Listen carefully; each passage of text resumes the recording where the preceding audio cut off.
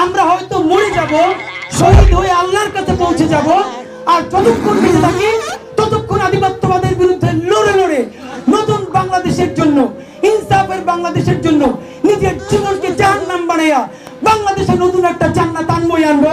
মন খারাপ হয় যে আল্লাহ যদি আমাকে কোনোদিন নিয়েও যায়, আমি আল্লাহর কাছে সবসময় দোয়া করি। আপনি জানেন যে আমার আল্লাহ একটা সন্তান দিচ্ছে, 3 মাস ওর বয়স। তো পরশু আমার খুব কাছের বড় ভাই উনি ডেকেছিলেন আমাকে এবং আমার পিচিটার জন্য কিছু গিফট দিছে জোর করে।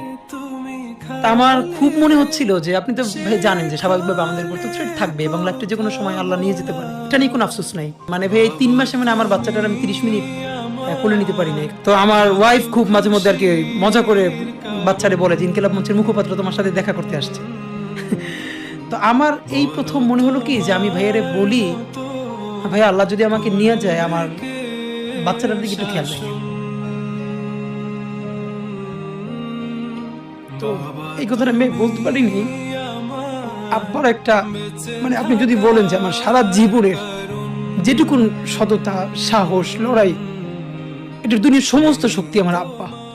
আস্তে আস্তে আল্লাহর কাছে ভীষণ সন্তুষ্টি নিয়ে পৌঁছতে চাই যে আমি একটা ন্যূনতম ওই জীবনটা লিড করতে পারলাম, যে আমি একটা ইনসাফের হাসি নিয়ে আমি আমার আল্লাহর কাছে পৌঁছতে চাই। হায়াত মৌতের মালিক আল্লাহ, ন্যূনতম সিকিউরিটি নিয়ে চলাও হলো সুন্নাহ।